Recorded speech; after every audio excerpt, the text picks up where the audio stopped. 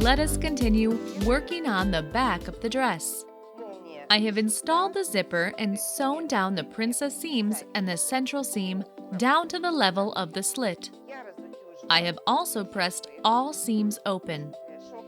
I tried to press the seam allowances of the slit, but it didn't look even enough, so I decided to postpone it until later.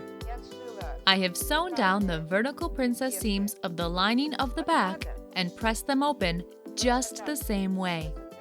I leave the central seam of the lining open for now and put it aside. There will be decorative stripes at the back of the dress similar to those at the front. They will stop at about the waistline level. It's important to remember that the stripes at the front of the dress are supposed to gradually blend into the stripes at the back after we join the two halves of the dress.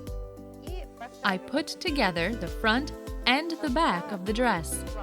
Align the notches at their seam allowances and make notches on the back to mark the level where each decorative stripe ends at the front of the dress. I do the same from the opposite edge. And then I remove the front half of the dress and return it to the back. I place a stripe onto the back. It was left from the stripes sewn onto the front of the dress. I align the edge of the stripe with the notch that marks the edge of the corresponding stripe at the front. And I make a notch to mark the level where the next stripe is supposed to begin. The next stripe is rather wide. I have to cut it out the same way I cut out the narrow stripes.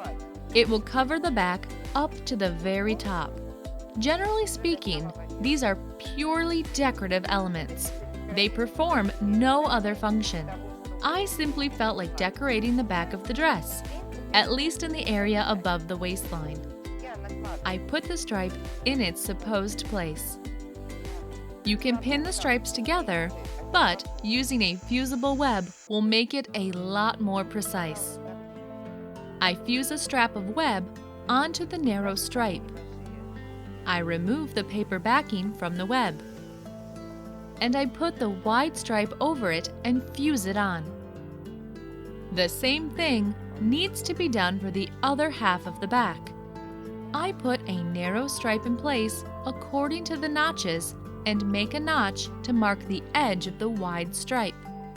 The stripes on the right and left halves of the back should be perfectly symmetric. I fuse vertical straps of web onto the face of the decorative stripes. Then I fold the edge with the fusible web and secure it by pressing. The result is two semi-finished pieces.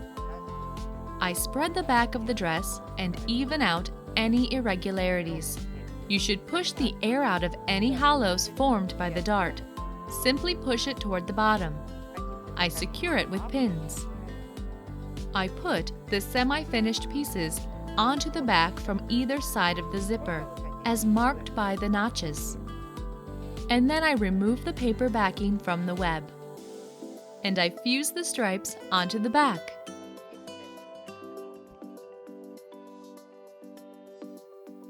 I stamp it with a ruler and wait for it to cool down. The stripes at the back of the dress are perfectly symmetric. Now I can turn them back and sew them on. You may as well slightly step from the fold line because the zipper teeth won't let you stitch at the very edge. I trim the stripes at the sides to repeat the shape of the back.